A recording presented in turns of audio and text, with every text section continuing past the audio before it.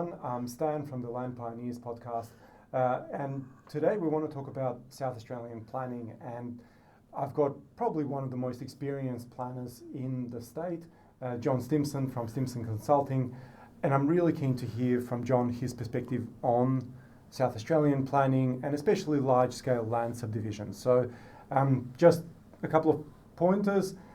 John's got over 35 years of experience in planning, has held multiple positions across public sector, private sector, and as I said, probably one of the most experienced planners in town. So thanks for the introduction, Stan, and Sure, welcome to your podcast listeners. Happy to be here.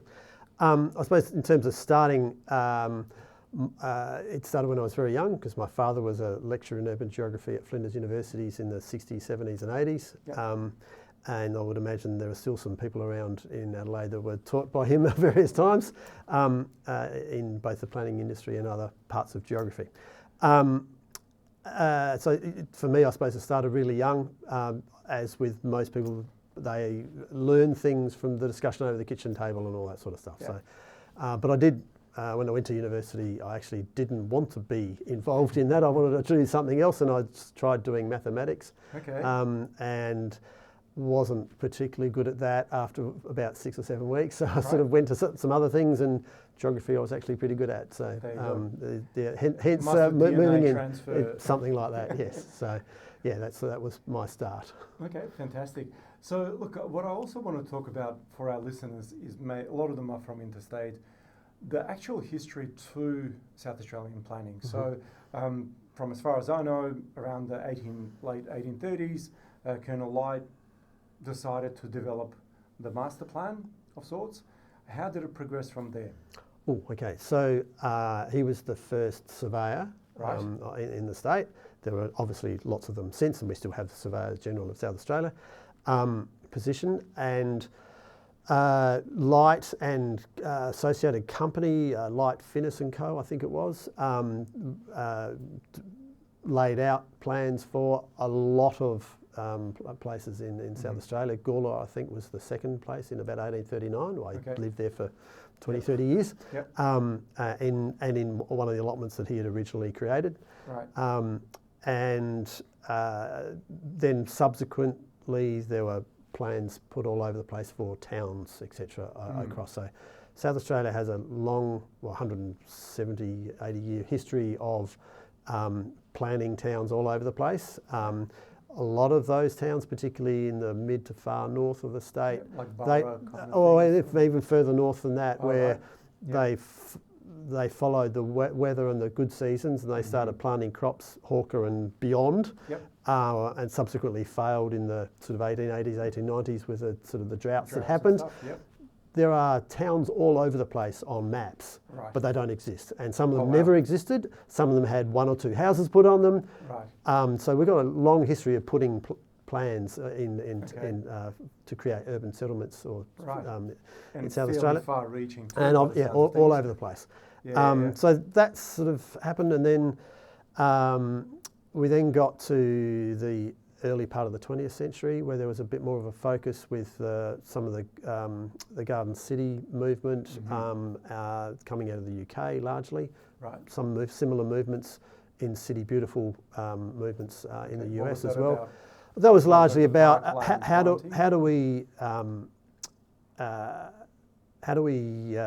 develop new towns, because we'd come out of the 19th century with lots of industrialisation, lots of public health issues, and those sorts of things. So a lot of the planning rules were there as public health rules to start with, so for sanitation purposes and all those sorts of things, clean air, light, etc. And sewerage methodology. And all those sorts of things. So that was, and then so that movement in the early part of the 20th century obviously came to South Australia, and we had Charles Reid just after World War I laid out Colonel Gardens, which is now a state heritage area. I actually did my thesis on urban planning on Colonel Gardens, and it's gentrification back in the 80s Right. on that. What was that land like? Was it like farmland? Well, it had been farmland. In the war, Right. it had also been used for soldier camps and so on. So, right. yeah, very, very interesting place. Yeah. And to the east or southeast? Yeah, so south of the city, about the city. 6 or 7 kilometres south. Yeah. So there was planning done then. There was an early act in the 1920s, I think it was. And then we get to the 1962 plan that Stuart Hart led. Yeah, but the city didn't really grow organically. It sort of seems to have been... It was largely planned, yes, Yeah. it was. I mean, originally in the settlement, which is now Metropolitan Adelaide, you had lots of what then would have been considered country towns, so like Mitcham and Salisbury and places like that, with there was lots of farmland in between Adelaide itself and those places. Gradually, the developments connected up. Then you get to late 50s, and the government wanted a plan to deal with, okay, what's coming next. 1962 Metropolitan Plan, led by Stuart Hart, was developed, and that was really the plan that was in place for the next 30 years. Okay. And then we had the early 90s 2020 vision that was led by Michael Lennon, who was a chair of the Planning Commission a couple of years ago, and is heavily involved in the housing sector, particularly in the community housing sector still. And then that was... How accurate was it towards the projections? Because all of these papers, they're like thinking about what's the future. Next, A lot of development and the policies and the rezonings and that sort of thing. These strategic documents are there to guide what happens, and largely, yes, they're extremely influential in what happens. We then got to the late first decade, just before 2010. There was the development of the 30-year plan. Company I worked for at the time, Connor Holmes, was heavily involved in putting that together with lots of other consultants and obviously the government. And that was then put in place, I think, 2010 or thereabouts. And that's had a minor update, bit of a tweak in 2017. And now we have GARP, that's just a draft has been released, and we've just finished the public consultation process. And that's a far more of a complete relook at things than what the 2017 update was. And from here we're sort of planning another 30 years. Yeah, we are. That right? Yes, that's correct. Well, that's what we think it will be for. I mean, essentially what we're planning for is another 600,000+ people, 315,000 homes.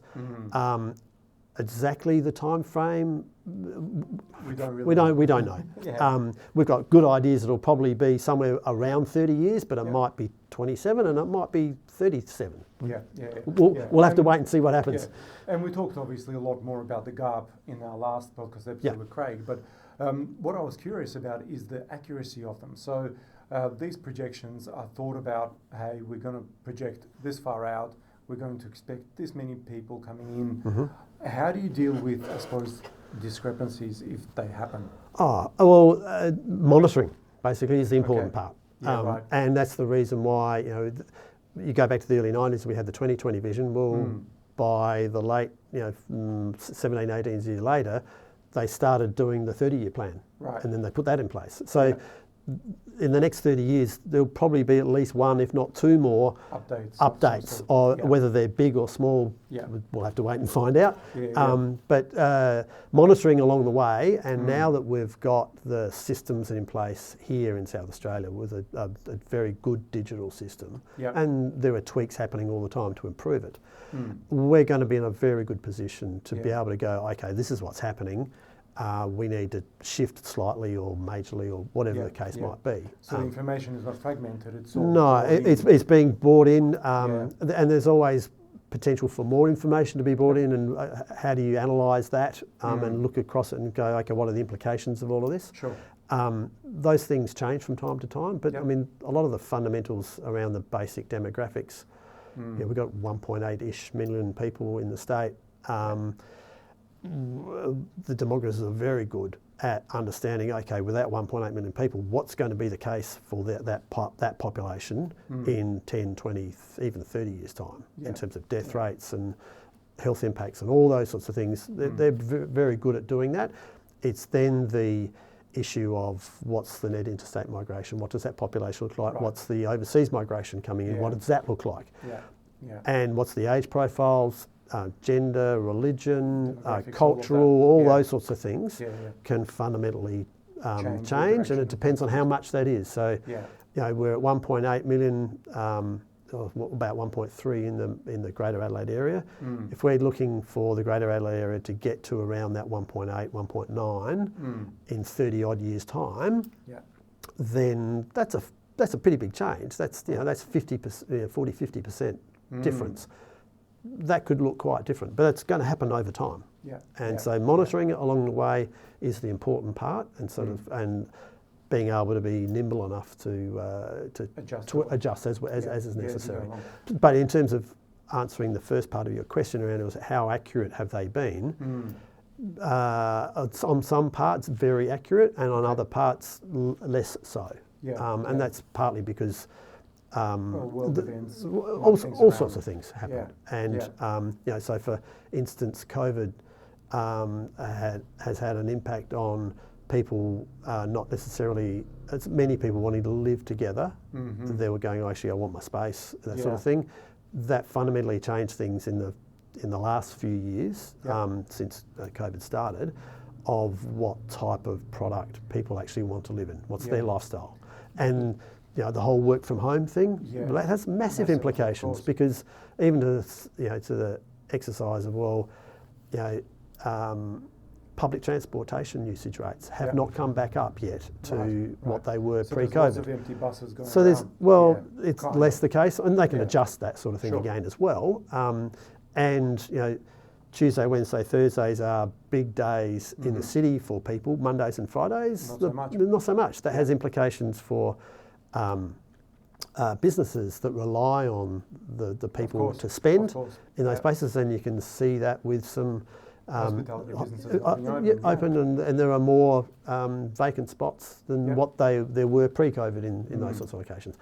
That's a fundamental change that you don't plan for over a 30-year period. Is it going to happen again? Maybe. But it's a bit of that's a shock. So two questions. So one was the actual geography of South Australia and the land mass versus some of the other states. It's quite large. It's huge, yes. Right. So how much more population can it carry? Or are there sort of challenges to doing that? Well, the biggest challenge is probably access to water. I would have thought so too, most of the rest of it, like, you know, we can keep on creating places, different types of power generation fairly easily. And you know, we can build more sewer plants, and we can, you know, all those sorts of, we can build more schools and roads and all that sort of stuff. Water is probably the big one, and you know, at some point in time in the future, we're going to have to think about where does our water supply come from. So at the moment, the government's embarked on a plan around the Northern Water Project to provide water essentially for industry on the Eyre Peninsula and heading north up to Roxby. You know, so that's a big project, and you know, and that'll essentially be a desal plant. Desal plants are getting more efficient, etc. So that'll probably be the answer, but the water people will have to the engineers will have to sort out what the best way of that is. And that's probably the biggest matter that we have to sort out. In terms of what's the carrying capacity, well, it depends on what the relationship is between people and having to house them in a particular form versus what's it replacing? Is it replacing farmland? Is it replacing other food production, pristine environments, all those sorts of things. So the GARP's been through a lot of that, well, obviously heavily through that process in the last year, and determined in the draft, you know, where we think the growth areas should be, and all of those matters were intensely considered. and but some of that growth in the GARP is going to end up being in the environment food production areas, but not in the character preservation areas in the Barossa or the McLaren Vale. Yeah, sure. Yeah. Okay. But exactly how much and where, GARP says, well, we need about this much. Yep. But there's more work to be done in the coming years to go, okay, this is exactly what's going to happen, and that'll be based on up-to-date information at that point in time. Yeah, because looking at some of the eastern states, like in Victoria, Geelong is a major town. Shepherd and Bendigo, Ballarat, all of these sort of towns have become of their own sort of identity. In New South Wales, you've got Wollongong and all these other different sort of parts of it that are growing of their own. In South Australia, we've got Mount Barker and Gawler and maybe those, but is there room for another, maybe half an Adelaide city somewhere? That's not in the planning at the moment in terms of one location being that sort of size. Murray Bridge is identified as being a substantive growth area in the future. Because that's on the major thoroughfare. It's on the thoroughfare, and it's got good access to a whole lot of things. To water as well, but even then, that's nothing like half an Adelaide. Maybe it gets to 50,000, 60,000 people, I think might be the numbers. The largest one in terms of the GARP is probably in the Roseworthy area, in the western side of Roseworthy, which is just north of Gawler, so that's about 40, 50 k's northeast of Adelaide, CBD. That's identified to have an additional 30,000 dwellings, I think it is. So that Roseworthy area that's being developed at the moment, plus this future growth area, that can end up being the best part of 100,000 people. Now that's big. And so that combined with the growth of Gawler, which has still got some growing to do, the Cuddler area that's identified, and Concordia, which is coming already. You're probably talking 180 to 200,000 people. Now that's substantive, and probably has some implications around what sort of regional facilities are going to be required. Hospitals, TAFEs, all those sorts of things are going to need to be considered. The GARP doesn't go to that level of detail. That's the next level of planning to come. Because those Cuddler can happen relatively quickly because it's not in the EFPA. Concordia is the planning of that's happening at the moment. But the big Roseworthy area, which is the 30,000 additional dwelling area, that's probably not going to be rezoned or looked at for 10, maybe 15 years. So we've got plenty of time to plan for all of that at the next level of detail below GARP.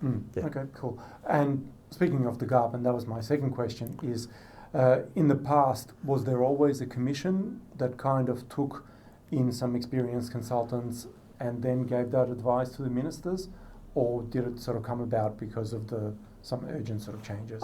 So when the commissions come in as a result of the PDI Act, which was passed in 2016, prior to that, the advice to the government was through what was called the Development Policy Advisory Committee. I was actually on it for the last 2 years, 2015 to 2017, before the Commission took over. But that was really only tasked with looking at rezonings. The big strategic exercises like the 30-year plan or the 2020 vision, they were individual bespoke exercises the government wanted to put in place. We now have the Commission, and its remit is broader than what had been the case with those standing So was there like bodies. one consultant No. to do the 30-year plan or something? What was it? A team of consultants. Yes. It was a big job. I mean, as with the GARP, there have been many consultants involved in getting everything ready for GARP. They're huge exercises. And one consultant probably couldn't do it all, I suspect. Of course. Of course. Don't have. Okay, so we've kind of gone through a whole lot of different background and different challenges and cases of what GARP is planning to deal with, right? So more specifically, with the kind of a triangle of the land that is going to be available. Mm-hmm. What are some of the opportunities for large sort of land subdivisions are there? Moving forward, so right now it's the existing zoned areas and areas that are within, obviously not affected by the EFPA. So there are a few, and government through Renewal SA still owns sizable bits of land at Blakeview and Evanston, Cuddler, which is to the north. And not so much down south. I think the last bits of land they've got down there are at Aldinga, and Villa would have just picked up, I think, most of that. Right. And so down south, it's far more land constrained in terms of what's available. Because of the wine regions. Well, because of the character preservation area at McLaren Vale. And it was a very deliberate decision by government about almost a decade ago. In terms of out north, there are areas essentially south of the Gawler River, which is therefore inside the urban boundary area, if you like, and that's largely around what Renewal owns. There's a whole lot of small private land owners in the West Manapara Downs area. But is that more urban rather than... Well, it will be suburban. It'll become suburban type development. And then there's that Cuddler area that I spoke about, which GARP identifies. That will be, once the planning's been done about where does everything need to go, stormwater's an issue, other bits of infrastructure, all those sorts of things. Once that planning's been done, presumably in the next few years, then rezoning would be able to occur with regard to that. So there are opportunities in that space, and I understand that that there are landowners that have already been approached by developers that are looking to either option up or buy land in those sorts of areas. That's already happening. In terms of the growth areas for GARP, which are in the EFPA area, so there's a process that government's got to go through. You can actually get onto the EFPA land? The GARP identifies future growth areas at, as I said before, Roseworthy, at Two Wells, at Murray Bridge, Goolwa down south, and Victor Harbour down south. Those areas are identified, or they're affected by the EFPA. So there's a process. And for our listeners, EFPA is Environment Food Protection Area. Thank you. Essentially like an urban growth boundary, if you like. And there's a process that government's got to go through, and the Commission's got to go through to review the criteria essentially is we've got to have a 15-year rolling supply of zoned land. The criteria underneath that, in terms of beginning to look at what's development ready, and therefore the infrastructure question, that's now being considered as well. And so when one or more of those growth areas is the decision's made, that'll be dependent upon when are we beginning to run out of the 15-year supply in total of Adelaide. But that has some implications for particular subsectors. So as you mentioned before, down south, very limited. That's going to run out of land for suburban development probably in the next 10 years. And there won't, at this point in time, I can't see it changing. Changing the character preservation areas, it's just not going to happen. It requires both houses of parliament. There's a strong opinion within the community that it should not change, and that's what planning is politics. So that's probably going to happen. In which case, it's much easier to go north. Absolutely, basically. And most of the jobs are going to be out north because there are more employment lands that are being planned for, existing and planned for in the north than there are in the south, and that's again due to the topography of Adelaide. In terms of where trucks and rail can get to. So Port Wakefield, sort of up the top there, that's probably going to be a bit of an industrial centre at some stage? Port Wakefield Road, Yes, but you mean the town? Or? Yeah, the town. No, that's too north, far. too far. That's outside of the GARP area. Oh, right. That's in the York and Lower North, I think it is, region. Right, okay. York Peninsula, yeah. I would have thought that'd be sort of a bit of a push to connect maybe to there. It's a long way. Okay. Yeah. Yeah. That's probably too far. That's why South Australia has so much land, right? Yes. Yeah, great. All right. So now then, going back to maybe some of the larger projects that you've worked on, how did you find those, and in terms of challenges and opportunities, and what do developers kind of need to look for when they're planning? Like, let's say they've been able to secure some land in the north. What do they need to look for and look out for? Sure. Okay. So I suppose there's two parts to that. In terms of my experience, South Australians would know where Seaford Meadows is, down south in the city of Onkaparinga. Yep. How many lots was that? A bit over 2,000 dwellings ultimately. So I was involved from working for Land SA and the Fairmont Group. Yep.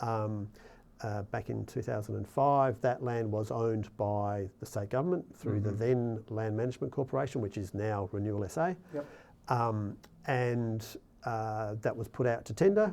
The group I was working for, Fairmont Group, won the tender, and I was involved with that project from that point all the way through to its final stage. Delivery, yeah. I think about 17, 18 years later. Right, okay. So and I was involved to varying degrees I did the master planning for it, and then got various approvals, and there were changes all the time with some small, some big. When the Seaford Rail extension from Colonnades to Seaford was built about more than 10 years ago now. The location of the railway station changed from where we thought it was going to be to where it was, so we had to completely readjust the master plan associated with that. So there are all those sorts of things that can happen. That was a very interesting project.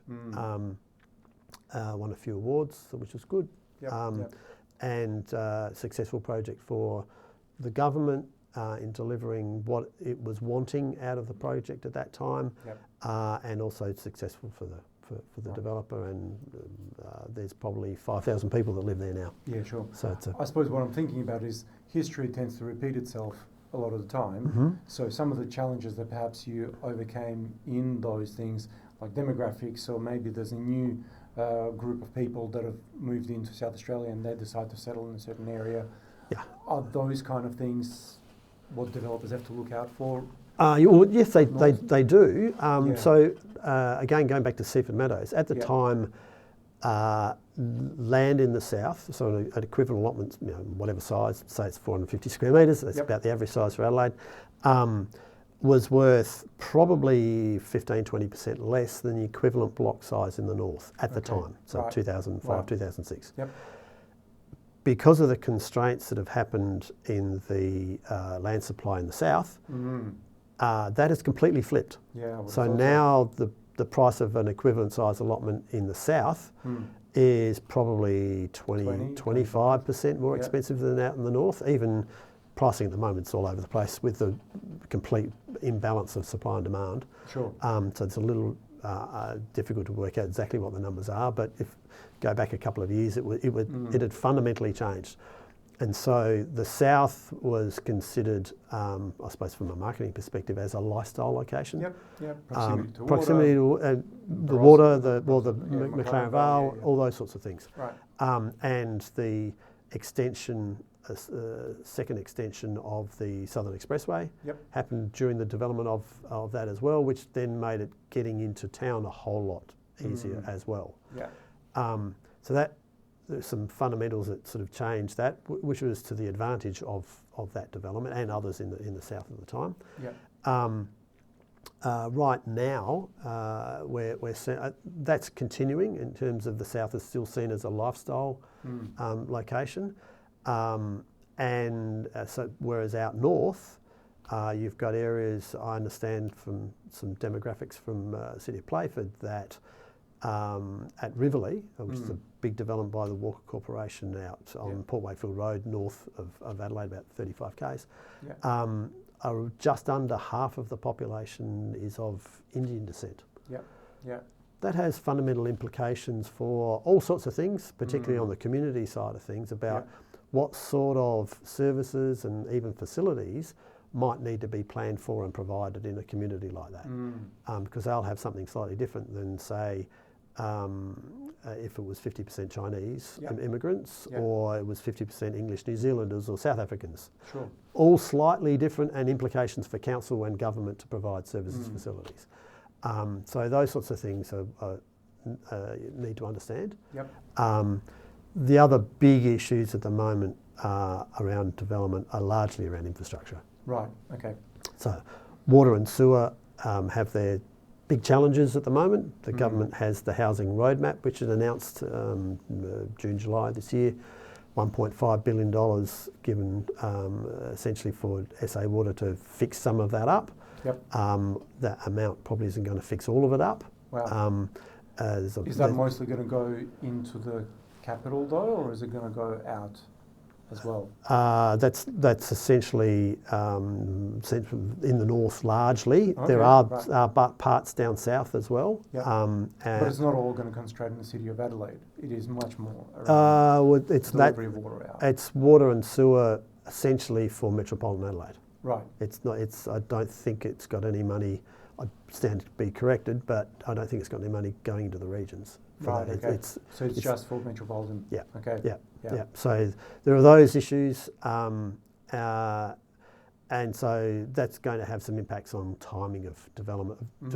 Because if you don't have water, you don't have sewer, you can't actually have can't have houses. That's right. So we've got a shortage going on at the moment, and there's timing risks associated with development just at the moment. But if it sort of depends on where you are in the process of getting your project going. Yeah, because rezoning happens first, and then by the time. Yeah, and a lot of this infrastructure that's going to be built is actually servicing projects that already are approved or are on land that's already zoned. Yeah. So it's not looking to necessarily provide services to land that hasn't been rezoned yet. Okay. That's probably going to be another tranche of major infrastructure that's going to be required. What about power? There are power doesn't seem to be too much of an issue. Okay. In terms of, yes, the SA Power Network is going to be able to provide a service. My understanding in GARP is that there is a new route for major transmission lines, which would be Electronet, required through the north. Yep. So that'll have to be planned and all those sorts of things. There'll be additional substations and those sorts of things that are going to need to be built, but that doesn't seem to be, that's not holding things up at the moment. Sure, I understand. All right, so you managed a number of those kind of projects. How about de-risking some of those sites?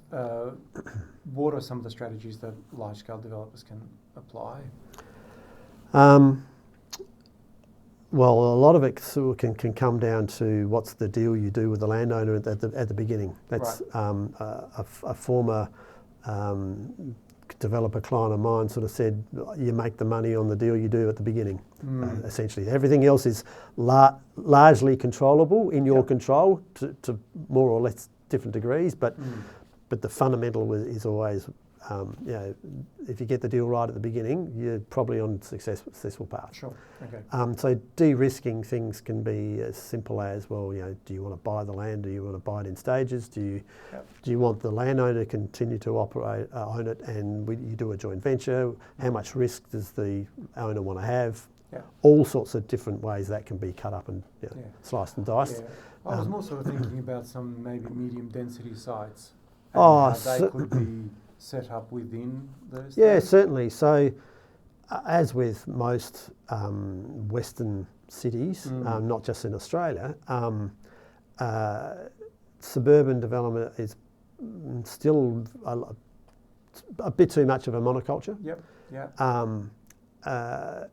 And that's still probably largely going to be the case, other than, I think, with the affordability drama we've got at the moment, that's ultimately going to mean that in order for the middle part of society in terms of household incomes, you know, Yep. 5th, 6th, 7th deciles, they're only going to be able to afford to pay for a land and house package to so much. And the way pricing's going at the moment, or even where it is right now, they're out of the market largely, right. unless even potentially with the bank of mum and dad helping, Yeah. they're out of the market. So the conversations going on at the moment with developers around, well, do we squeeze the size of the product down so that we can create something that they're actually going to be able to afford? Exactly. Those conversations, I'm sure, are going on all over the place at Yeah. the moment. And Yeah. places like Sydney in particular have, I'm sure, have been down that pathway in years gone, because they've had high prices for a long time. That's right. That's right. So So- affordability has always been an issue. But that hasn't really been an issue here in Adelaide. It's a very recent thing. Yeah. How's the community responding to this? So in the greenfield side of things, the zoning and those sorts of things enables you to do pretty much what you want. So if you want to create an allotment that's 150 square metres or even less, Yep. the zoning will allow you to do it. Right. Okay. The question mark really on that front is How do you build them, right? well, people know how to build them. It's more of a Okay. case of, is the market there to buy them? Yeah. Yeah. I suspect that market at the moment is very low, but will pretty quickly increase. Yeah. How much, don't know, because of that price point. Yeah. People need housing, and they're only going to be able to afford so much to be able to spend for the house and land. In reality, the first thing you have to do is probably reduce the size of the land to make it cheaper so they can actually afford something. Yeah. So there are those sorts of things. The The affordable community acceptance will go up if you. Well, if in the slots- master plan side of things, I'm not sure that the community acceptance thing is necessarily a big issue, because people are buying into something they understand. Yep. The master plan shows this is what's coming. They go, oh, well, I either buy it or I don't buy it. Yeah. Yeah. And different people want different things, so they go to different developments. That's Yeah. freedom Common. of choice. Yeah. The issue around smaller stuff in the infill locations and the smaller developments, that is a community issue, no question, in terms of not wanting it to be too different from what's already there. That's largely what the community's saying. But as a city goes from 1.3 to 1.9 million people over a period of time, things have to change. That's right. They're not going to change everywhere because we have heritage areas and those sorts of places, and they're largely going to stay the same. Yeah, character preservation. That sort of stuff. Yeah. But in other areas, inevitably those things change. All cities around the world essentially go through that process when they go from 500,000 to 1 million to 2 million to 5 million to 10 million. Yeah. There are different chunks of stages that happen, and you get different types of development happening at those points in time. Yeah, cool. Whether that's on a bit of ex-industrial land or it's on redeveloping an existing suburban location. Yeah, sure. Yeah. So the master plan sort of neighbourhood zone, as you kind of called it in the past, that sort of stuff, the developer can pretty much say, right, okay, this part is going to be for this, medium density here, open space there, and so forth. Correct. Yep, that's what happens. Yep. Yeah, and I'm sure that happens I know it happens in master plan communities all around the country. Yeah. Beautiful. Awesome. So a little bit about Stimson Consulting, if you like. What sort of things you do with developers? Sure. Most of my working life I've dealt with in the larger projects. Yep. Still do some. Less so because I work for myself and it's only me. Yep. And often with bigger projects, you need someone to lead it that's got a team of people. Yep. I understand that. I work with a lot of other consultants, obviously. Sure. I've been dealing more in some of the smaller projects, been advising a lot of landowners. Probably less stressful too. Oh, not necessarily. Okay. It's always a challenge to get things through approvals and all the rest of it. Yeah. I've been advising a lot of landowners where 10 odd years ago was really the first time where a lot of land, particularly out north, was rezoned, where it was essentially rural living market garden type blocks. Right. And so a lot of landowners that had never been involved in land development, they either sold off to developers or they've held on and they've wanted to become a developer themselves, or they've gone into a joint venture.